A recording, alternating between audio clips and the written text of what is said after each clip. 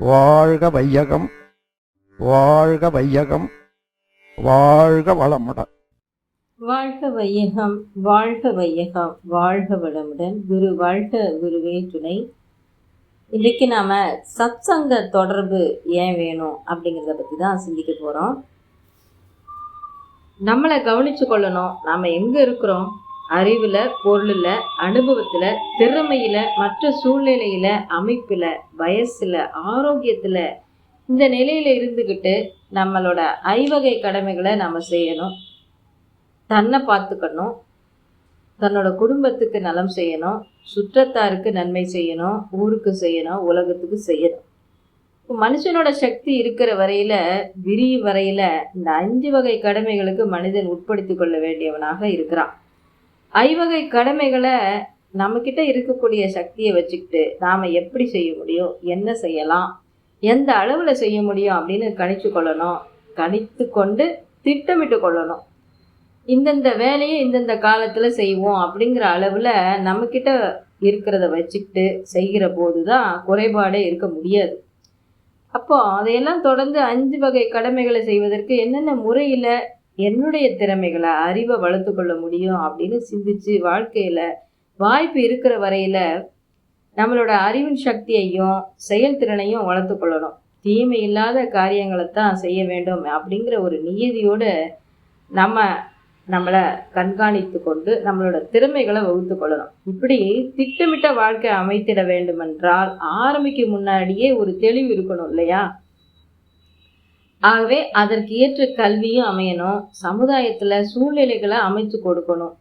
அதற்கு தான் அரசாங்க அமைப்புகளால் இதுவரையில் முடியலை, மதங்களால் முடியலை. அதனால தான் மகரிஷி அவங்க சத்சங்கத்தின் மூலமாக நாம் பல நன்மைகளை செய்ய முடியும் அப்படின்னு வலியுறுத்தி சொல்லியிருக்காங்க.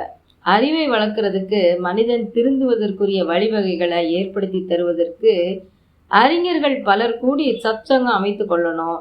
இந்த சத்சங்கத்தில் ஒவ்வொருவரும் தன்னை இணைத்து கொண்டு பெற வேண்டிய அறிவை பெறணும், பயிற்சிகளை பெறணும். அறிவை மாத்திரம் பெற்றுவிட்டால் போதாது. பயிற்சிக்கு, பழக்கத்திற்கு அந்த அறிவை உட்படுத்தின பிறகுதான் அந்த அறிவு நிலைக்கும், பயன் கொடுக்கும். சாதனை இல்லாமல் வெறும் போதனையால் மட்டுமே இந்த உலகம் மேன்மை அடைந்து விட முடியாது. சாதனைக்காக தான் போதனை இருக்க வேண்டுமே தவிர வெறும் போதனை மாத்திரமே உலகத்துக்கு போதாதுங்க. அதனால இந்த முறையில் சத்சங்கத்தை சுவாமிஜி உலக சமுதாய சேவா சங்கம் என்ற பெயரில் ஆரம்பித்து வச்சிருக்கிறாங்க. இந்த நன்மையோடு நம்ம எல்லோருமே எப்பொழுதுமே ஒரு சங்கத்தில் இணைஞ்சு நலம் பெற வேண்டும். நலம் பெற்ற பிறகு நான் பெற்றுவிட்டேன், எனக்கு தெரிந்து விட்டது, இனி சங்கத்திற்கு ஏன் போகணும் அப்படின்னு எண்ணக்கூடாதான். நாம் உயர்ந்துட்டோம், நாம் இன்னும் உயர வேண்டும்.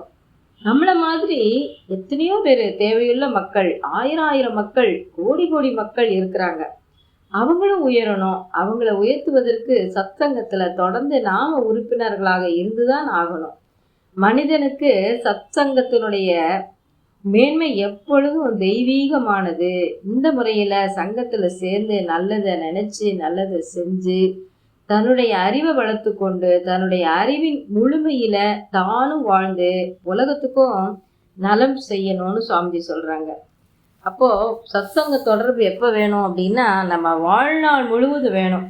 மகரிஷ்ட போய் சுவாமிஜி இந்த பயிற்சிகளை எவ்வளோ நாள் செய்யலான்னு சிலர் கேட்டிருக்காங்க ஆரம்ப காலகட்டத்தில். அப்போ சுவாமிஜி சொல்லுவாங்களாம், நீங்கள் எவ்வளோ நாள் சாப்பிட்றீங்களோ அவ்வளோ நாள் செய்யணும் அப்படின்னு விளையாட்டாக, அதே சமயம் சிரிச்சுக்கிட்டே ரொம்ப அழகாக சொல்லுவாங்களாம்.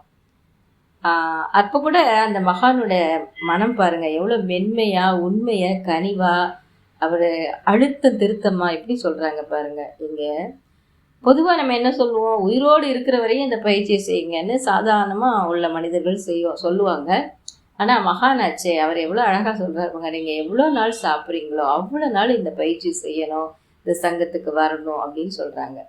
இதில் எவ்வளோ பெரிய மென்மையான அந்த உண்மை இருக்குது, மேன்மையான உண்மை இருக்குது அப்படிங்கிறத நம்ம உணர்ந்து கொண்டு குருவின் பெருமையை மதித்து அவரோட சக்தியை உணர்ந்து நாம் சங்கத்திற்கு போய் நாமும் தொண்டு செஞ்சு நம்மை சேர்ந்தவர்களையும் உய்விக்க நம்மளால் முடிந்த ஒரு தொண்டை செய்யணும் என்று கூறி இத்துடன் இந்த சிந்தனை நிறைவு செய்கின்றேன். நன்றி. வாழ்க வளமுடன். வாழ்க வளமுடன். ஸ்கை வேதாத்திரியம் அமுதம் சேனலுக்கு இதுவரைக்கும் சப்ஸ்கிரைப் பண்ணின அனைத்து அன்பர்களுக்கும் மிக்க நன்றி. வாழ்க வளமுடன். அனைவரும் வேதாத்திரிய தத்துவங்களை உலகறிய செய்வோம். இந்த சேனலை உங்கள் அன்பர்கள் அனைவருக்கும் ஷேர் செய்து பயன்பெறுங்கள். நன்றி. வாழ்க வளமுடன்.